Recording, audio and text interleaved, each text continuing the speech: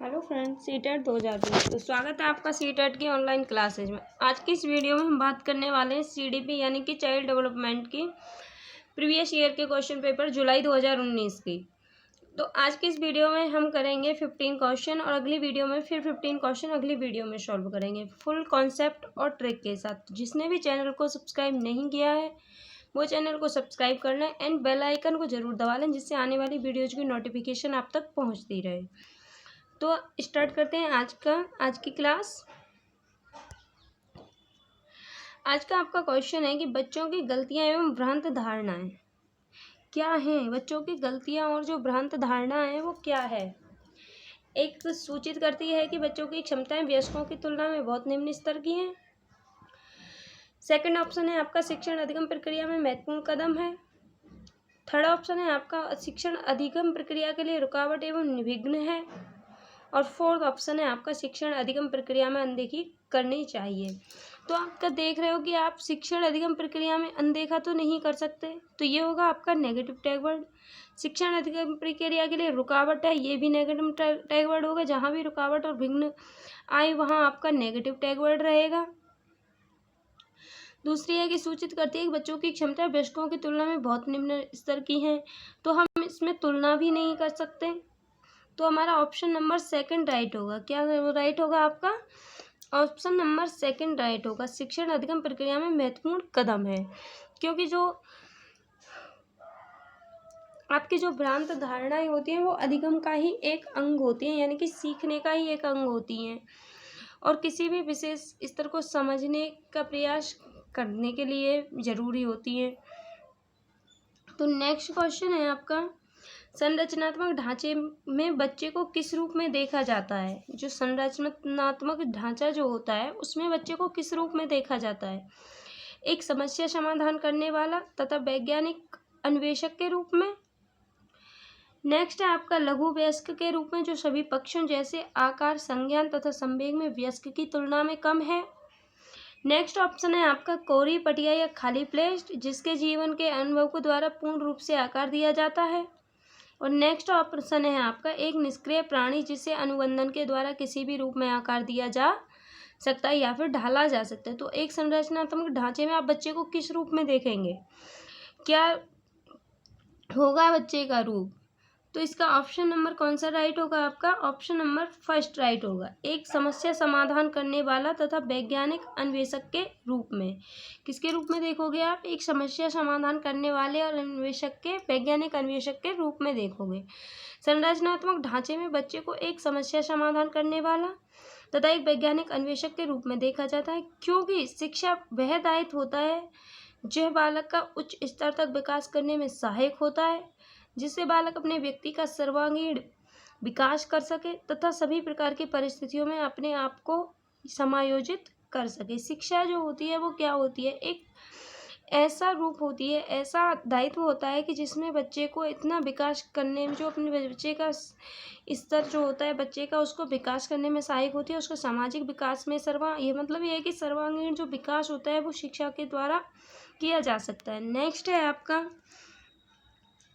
अपनी कक्षा में सहयोगात्मक अधिगम का प्रयोग करते समय एक शिक्षक की भूमिका किस प्रकार की होती है। अपनी कक्षा में एक सहयोगात्मक अधिगम का प्रयोग करते समय एक शिक्षक की भूमिका जो होती है वो किस प्रकार की होती है? उस समूह का सहयोग करना जिसमें होनहार एवं प्रतिभाशाली बच्चे हैं, एक मूक दर्शन होना तथा बच्चे जो करना चाहते हैं उन्हें करने देना, कक्षा को छोड़ देना तथा बच्चों को स्वयं कार्य करने देना, सहयोगात्मक होना तथा प्रत्येक समूह की निगरानी करना। तो एक शिक्षक की क्या भूमिका होनी चाहिए कक्षा में?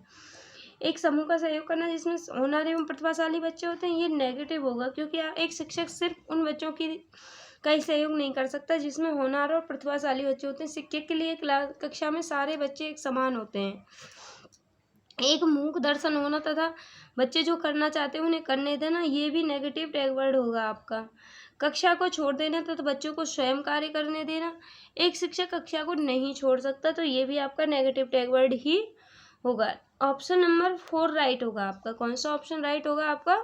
ऑप्शन नंबर 4 राइट होगा, क्योंकि सहयोगात्मक होना है कि बच्चों की सहायता करना और प्रत्येक समूह की निगरानी करना, हर बच्चे की निगरानी रखना। नेक्स्ट है आपका लेव वाइगोत्स्की के अनुसार आधारभूत मानसिक क्षमताओं को मुख्य रूप से किसके द्वारा उच्चतर संज्ञानात्मक प्रक्रियाओं में बदला जाता है? लेव वाइगोत्स्की के अनुसार आधारभूत मानसिक क्षमताओं को मुख्य रूप से किसके द्वारा उच्च स्तर संज्ञानात्मक प्रक्रियाओं में बदला जा सकता है? ऑप्शन नंबर 1 है आपका अनुकूलन एवं संगठन। ऑप्शन नंबर 2 है पुरस्कार एवं दंड। ऑप्शन नंबर 3 है आपका सामाजिक पारस्परिक क्रिया। ऑप्शन नंबर 4 है आपका उद्दीपन अनुक्रिया संबंध। तो इसमें किसके द्वारा बच्चों की क्षमताओं को उच्च स्तर का प्रक्रिया में बदला जा सकता है भाई? तो ऑप्शन नंबर कौन सा राइट होगा आपका? ऑप्शन नंबर 3 राइट होगा, सामाजिक पारस्परिक प्रक्रिया। जहाँ भी लेव वाइगोत्स्की की बात आए और कहीं पर भी सामाजिकता दी जाए, सामाजिक जिस ऑप्शन में सामाजिक आ जाए तो ऑप्शन नंबर वो ही राइट होगा, क्योंकि लेव वाइगोत्स्की जो सिद्धांत है वो सामाजिक विकास का सिद्धांत है। नेक्स्ट है आपका निम्नलिखित कथनों में से कौन सा विकास एवं अधिगम के बीच संबंध को सही प्रकार से सूचित करता है? निम्नलिखित कथनों में से कौन सा विकास एवं अधिगम के बीच संबंध को सही प्रकार से सूचित करता है? तो इसमें ऑप्शन नंबर 1 है आपका विकास एवं अधिगम अंतर संबंधित और अंतर्निर्भर होते हैं। नेक्स्ट है आपका विकास एवं अधिगम संबंधित नहीं है। नेक्स्ट है आपका अधिगम विकास का ध्यान किए बिना घटित होता है। और नेक्स्ट है आपका अधिगम की दर विकास की दर से काफ़ी अधिक होती है। तो इनमें से कौन सा ऑप्शन राइट होगा आपका? ऑप्शन नंबर 1 राइट होगा। कौन सा ऑप्शन नंबर राइट होगा आपका? ऑप्शन नंबर 1 राइट होगा, विकास एवं अधिगम अंतः संबंधित और आत्मनिर्भर होते हैं। नेक्स्ट है आपका पियाजे के अनुसार विशिष्ट मनोवैज्ञानिक संरचनाओं अनुभव से सही अर्थ निकालने के व्यवस्थित तरीके को क्या कहा जाता है? पियाजे के अनुसार विशिष्ट मनोवैज्ञानिक संरचनाओं अनुभव से सही अर्थ निकालने के व्यवस्थित तरीके को क्या कहा जाता है? मानसिक मैप, मानसिक उपकरण, प्रतिमान या फिर स्कीमा। इसमें से कौन सा ऑप्शन राइट होगा आपका? ऑप्शन नंबर 3 राइट होगा, स्कीमा। कौन सा ऑप्शन राइट होगा आपका? ऑप्शन नंबर 3 राइट होगा। पियाजे का जो संज्ञानात्मक विकास का सिद्धांत है वह जो व्याख्या करता है, जो बताता है, वह ये बताता है कि विशिष्ट मनोवैज्ञानिक संरचनाएं जो होती हैं, विकसित होती हैं, वह प्रक्रिया के अंतर्गत बालक के वातावरण को पहचानता है और प्रतीकों की सहायता से उन्हें समझने की भी कोशिश करता है तथा संबंधित वस्तु व्यक्ति के संदर्भ में अमूर्त चिंतन करता है। उपरोक्त सभी प्रक्रियाओं में मिलकर उसके अंदर एक ज्ञान भंडार या संज्ञानात्मक संरचना उसके व्यवहार को निर्देशित करती है।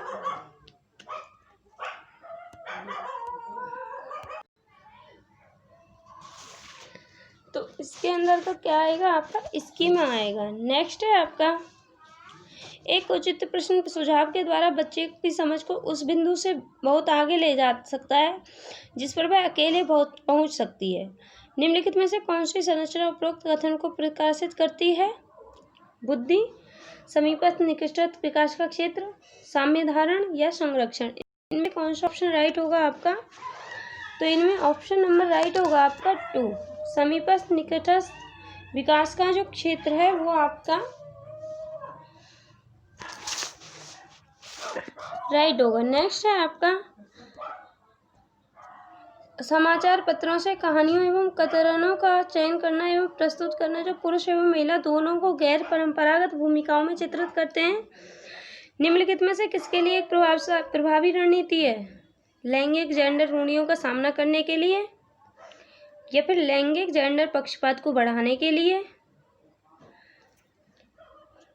लैंगिक जेंडर स्थिरता को बढ़ाने के लिए, रूढ़िवादी लैंगिक जेंडर भूमिकाओं को प्रोत्साहन देने के लिए। तो ये कौन सा ऑप्शन राइट होगा आपका? ऑप्शन नंबर 1 राइट होगा। कौन सा राइट होगा आपका? ऑप्शन नंबर 1 राइट होगा, लैंगिक जेंडर रूढ़ियों का सामना करने के लिए। नेक्स्ट है आपका निम्नलिखित में से कौन सा मूर्त संक्रियात्मक अवस्था के प्रमुख कौशलों में से एक है? द्वितीयक वर्तुल्य प्रक्रियाएं। सेकंड है आपका सजीवात्मक चिंतन। 3rd है आपका सुरक्षित रखने की योग्यता, और 4 है आपका परिकल्पित निगमनात्मक तर्क। तो इनमें से कौन सा ऑप्शन राइट होगा आपका? ऑप्शन नंबर कौन सा राइट होगा आपका? ऑप्शन नंबर राइट होगा आपका 3rd। ऑप्शन नंबर कौन सा राइट होगा आपका? ऑप्शन नंबर राइट होगा आपका 3rd, सुरक्षित रखने की योग्यता। नेक्स्ट है आपका जीन पियाजे एवं लेव वाइगोत्स्की जैसे मनोवैज्ञानिक संरचनावादी अधिगम को किस रूप में देखते हैं? जीन पियाजे और लेव वाइगोत्स्की जैसे मनोवैज्ञानिक संरचनावादी अधिगम को किस रूप में देखते हैं? सक्रिय विनियोजन से अर्थ निर्माण की प्रक्रिया के रूप में, कौशलों का अर्जन, प्रतिक्रियाओं का अनुबंधन, या निष्क्रिय आवृत्तीय प्रक्रिया, किस रूप में देखते हैं इसको? तो ऑप्शन नंबर कौन सा राइट होगा आपका? ऑप्शन नंबर राइट होगा आपका 1st, सक्रिय विनियोजन से अर्थ निर्माण की प्रक्रिया। कौन सा ऑप्शन राइट होगा आपका? सक्रिय नियोजन से अर्थ निर्माण की जो प्रक्रिया है, क्योंकि जीन पियाजे और लेव वाइगोत्स्की जैसे जो मनोवैज्ञानिक संरचनावादी अधिगम प्रक्रिया को सक्रिय विनियोजन से अर्थ निर्माण की प्रक्रिया के रूप में ही देखते हैं। इन दोनों का मानना है कि आयु की विभिन्न अवस्थाओं में प्रत्येक विनियोजन के माध्यम से एक तार्किक परिणाम पर पहुंचा जा सकता है। नेक्स्ट है आपका निम्नलिखित में से कौन से कारक बच्चे के सामाजिक अदा करते हैं? मीडिया, विद्यालय, परिवार, पास पड़ोस। तो इनमें से कौन सा होगा आपका? ऑप्शन नंबर राइट होगा आपका 1, क्योंकि मीडिया भी, विद्यालय भी, परिवार भी और पास पड़ोस, ये चारों ही समाजीकरण में एक महत्वपूर्ण भूमिका निभाते हैं। तो ऑप्शन नंबर राइट होगा आपका 1st। ऑप्शन नंबर कौन सा राइट होगा आपका? 1st। नेक्स्ट है आपका हार्वर्ड गार्डनर के बहुबुद्धि सिद्धांत के अनुसार निम्नलिखित में से युक्त एक व्यक्ति की बुद्धि को किस प्रकार से वर्गीकृत किया जा सकता है? दूसरों की मनोदशा, स्वभाव, प्रेरणा तथा अभिप्राय को उचित तर्क लगाने एवं प्रतिक्रिया करने की योग्यता, नैदानिक, प्रकृतिवादी, अंतर्वैयक्तिक या अंतर्वैयक्तिक। तो इनमें से कौन सा ऑप्शन राइट होगा आपका? अंतर्वैयक्तिक। कौन सा ऑप्शन राइट होगा आपका? अंतर्वैयक्तिक। नेक्स्ट है आपका बच्चों के मूल्यांकन के लिए निम्नलिखित में से कौन से कारण होने चाहिए? बच्चों का जो मूल्यांकन होता है, जो विद्यालय आधारित मूल्यांकन होता है, उसके लिए कौन से कारण होने चाहिए? बच्चों को गैर उपलब्धि वाले, निम्न उपलब्धि वाले, औसत एवं उच्च उपलब्धि वाले के रूप में अलग करना एवं नाम देना। रॉन्ग है। कक्षा में शिक्षण अधिगम प्रक्रिया में सुधार करना, समय के साथ बच्चों में होने वाले अधिगम प्रकृति के बारे में पता लगाना, बच्चों की क्षमताओं, संभावनाओं, सशक्त पक्षों एवं चुनौतीपूर्ण पक्षों के बारे में माता पिता के साथ चर्चा करना है। तो इनमें से कौन सा ऑप्शन राइट होगा आपका? ऑप्शन नंबर कौन सा राइट होगा? ऑप्शन नंबर राइट होगा आपका 4, दूसरा, तीसरा और चौथा, ये तीनों ही ऑप्शन आपके राइट हैं, क्योंकि जो कक्षा शिक्षण अधिगम प्रक्रिया में सुधार करने के लिए मूल्यांकन किया जाता है, और दूसरे में कह रहा है वो समय के साथ बच्चों में होने वाले अधिगम परिवर्तन में प्रगति के बारे में पता लगाना है, यानी कि जब बच्चों में जो परिवर्तन हो रहा है, जो बच्चा कितना सीख रहा है, इस बारे में पता लगाने के लिए मूल्यांकन होता है। और तीसरे में वो, चौथे में वो कह रहा है कि बच्चों की क्षमताओं, संभावनाओं, सशक्त एवं पक्षों एवं चुनौतीपूर्ण पक्षों के बारे में माता पिता के साथ चर्चा करना। तो ये आपके ऑप्शन नंबर 4 राइट होगा। कौन सा राइट होगा आपका? 4 राइट होगा, पहला, दूसरा, तीसरा और चौथा। नेक्स्ट है आपका अनेक शोध अध्ययनों से पता चलता है कि शिक्षक लड़कियों की अपेक्षा लड़कों से अधिक पारस्परिक क्रिया करते हैं। इसका सही विवेचन क्या है? कक्षा में लड़कियों की तुलना में लड़कों को अधिक आसानी से नियंत्रित किया जा सकता है। लड़कियों की तुलना में लड़कों में शैक्षिक क्षमताएं काफ़ी अधिक होती हैं। नेक्स्ट है आपका लड़कियों की तुलना में लड़कों को अधिक अवधान की आवश्यकता है। नेक्स्ट है आपका यह शिक्षण में लिंग पक्षपात का एक उदाहरण है। ये क्या? ऑप्शन नंबर 4 राइट होगा आपका। क्या राइट होगा आपका? ऑप्शन नंबर 4 राइट होगा, क्योंकि ये जो शिक्षण अधिगम है एक लिंग पक्षपात बता रहा है कि जो लड़कों को अधिक श्रेय दिया जा रहा है और लड़कियों को कम दिया जा रहा है। तो इसमें क्या बता रहा है? वो लिंग पक्षपात बता रहा है। तो आज की वीडियो यहीं पे समाप्त होती है। अगर वीडियो पसंद आई तो लाइक, शेयर एंड सब्सक्राइब जरूर करें।